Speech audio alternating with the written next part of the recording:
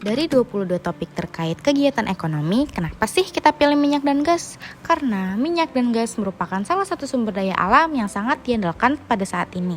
Isu keberlanjutan perihal minyak dan gas juga sedang mencuat seiring munculnya energi alternatif yang terbarukan sekaligus lebih ramah lingkungan. Mengingat tadi aku sempat menyinggung bahwa minyak dan gas merupakan salah satu sumber daya alam yang sangat diandalkan, emangnya minyak dan gas itu apa sih? Minyak dan gas adalah sumber daya alam yang tidak dapat terbarukan atau bisa disebut terbatas. Maka dari itu, penggunaan minyak dan gas yang berlebihan akan mempercepat penipisan kandungan minyak dan gas di tanah air. Dan karena itulah kita harus efisien dalam pengelolaannya. Pemanfaatan minyak dan gas bumi sendiri ini cukup banyak. Minyak bumi dapat dimanfaatkan untuk berbagai keperluan rumah tangga, industri, pembangkit listrik, hingga bahan bakar transportasi seperti minyak, diesel, bensin, aspal, LPG, aftur, dan masih banyak yang lainnya. Minyak bumi juga sering diartikan berasal dari pelapukan sisa-sisa organisme sehingga disebut bahan bakar fosil. Minyak bumi berasal dari jasad renik, tumbuhan, dan hewan yang mati. Organisme tersebut mengendap di dasar bumi kemudian tertutup lumpur, dan bakteri anaerob lah yang kemudian akan menguraikan sisa-sisa jasad renik itu menjadi minyak dan gas. Proses pembentukan itulah yang memakan waktu jutaan tahun. Minyak dan gas merupakan salah satu topik dari 22 kegiatan ekonomi dikarenakan minyak dan gas bumi memiliki peran yang sangat penting dalam perekonomian Indonesia, yaitu sebagai sumber energi untuk kegiatan ekonomi dalam negeri.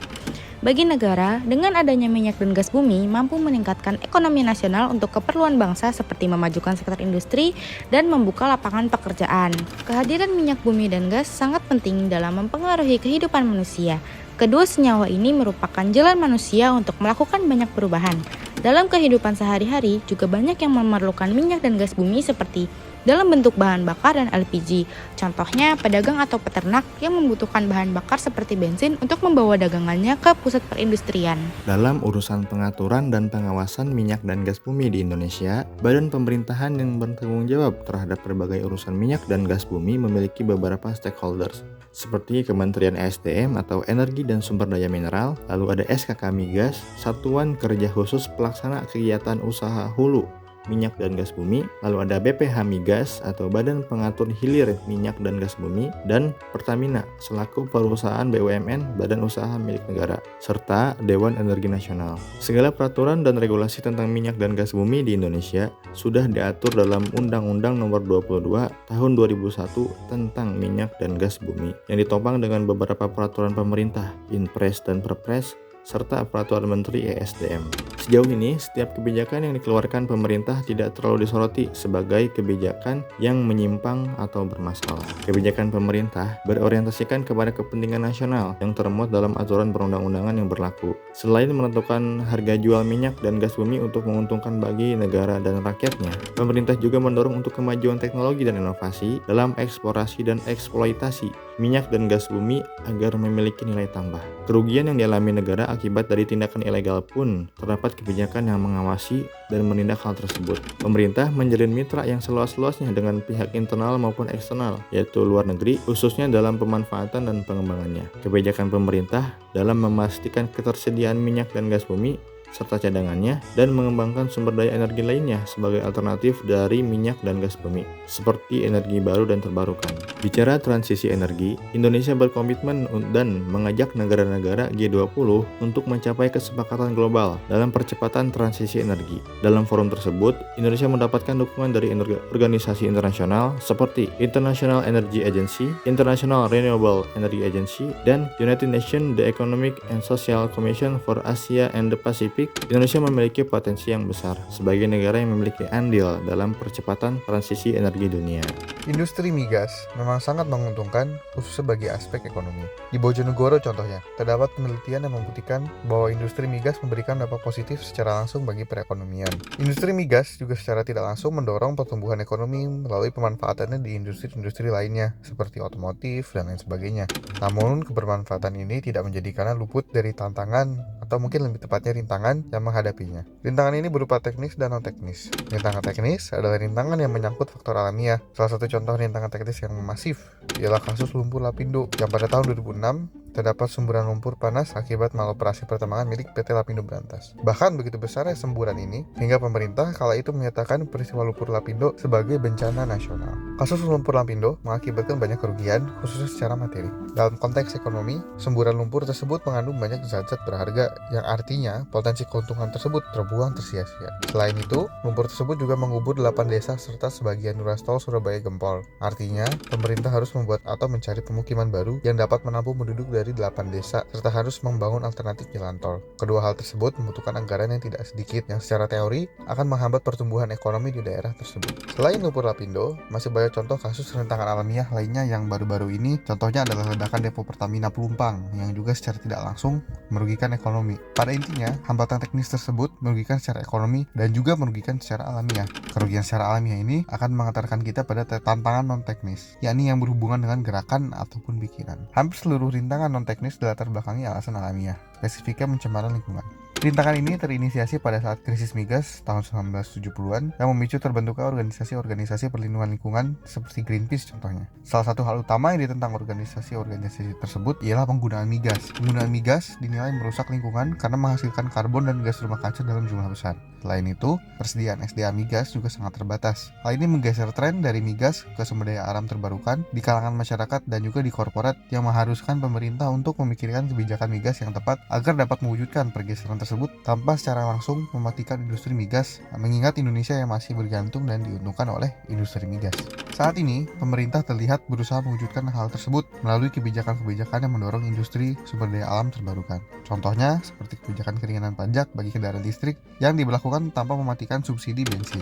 Migas merupakan sumber daya alam yang sangat penting bagi perekonomian Indonesia karena migas sendiri memberikan kontribusi yang signifikan terhadap penerimaan devisa negara. Maka dari itu, putusan untuk melanjutkan atau tidaknya suatu kebijakan migas, pemerintah harus mempertimbangkannya secara matang berdasar pada pertimbangan yang cermat dari berbagai faktor yang relevan dan diputuskan sesuai dengan kebutuhan serta tujuan yang dapat dicapai. Jika kebijakan pemerintah saat ini berhasil dalam mencapai tujuan-tujuan yang telah ditetapkan sehingga dapat memenuhi kebutuhan energi nasional dan masyarakat serta mendukung pengembangan teknologi dan inovasi di sektor migas, maka kebijakan tersebut dapat dilanjutkan dan ditingkatkan.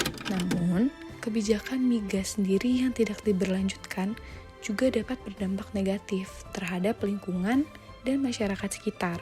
Oleh karena itu, pemerintah harus mempertimbangkan suatu kebijakan yang berimbang antara aspek ekonomi, lingkungan, dan sosial. Jika kebijakan migas menimbulkan suatu masalah atau gagal dalam mencapai tujuan yang diharapkan, pengelolaan sumber daya migas harus mempertimbangkan adanya perubahan kebijakan atau penyesuaian strategi dalam mengelola sumber daya migas. Selain itu, perlu pula dipertimbangkan pengembangan sumber energi baru dan terbarukan sebagai alternatif pengganti minyak dan gas bumi untuk mengurangi adanya ketergantungan pada sumber daya alam yang terbatas serta memperhatikan aspek lingkungan dan sosial dalam pengelolaan energi.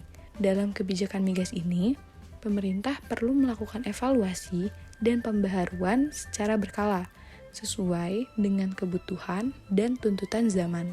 Kebijakan-kebijakan tersebut juga harus dipertimbangkan secara cermat dan menyeluruh sehingga kebijakan yang diambil dapat memberikan manfaat yang maksimal bagi masyarakat dan negara.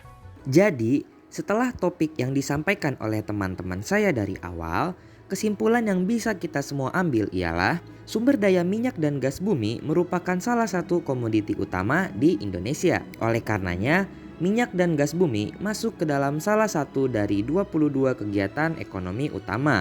Bagi negara, dengan adanya minyak dan gas bumi mampu meningkatkan ekonomi nasional untuk kepentingan bangsa seperti memajukan sektor industri dan membuka lapangan kerja. Pemerintah sebagai badan otoritas yang mengatur dan mengawasi kegiatan pengelolaan minyak dan gas bumi sudah memberikan peraturan dan regulasinya yang tertuang pada Undang-Undang Nomor 22 Tahun 2001 tentang minyak dan gas bumi yang ditopang dengan beberapa peraturan pemerintah, Inpres dan Perpres, serta peraturan Menteri ESDM.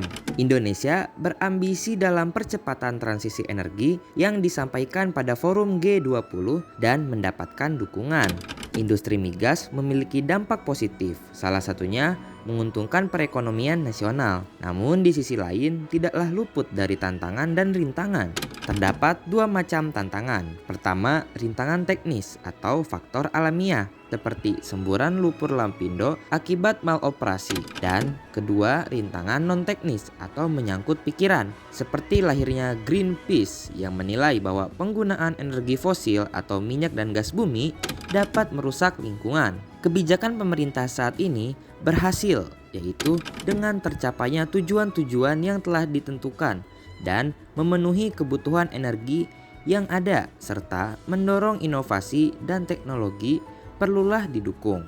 Namun, kebijakan pemerintah juga haruslah berimbang dari aspek ekonomi, lingkungan, dan sosial agar minim peluang gagalnya pemerintah dalam memberikan kebijakan.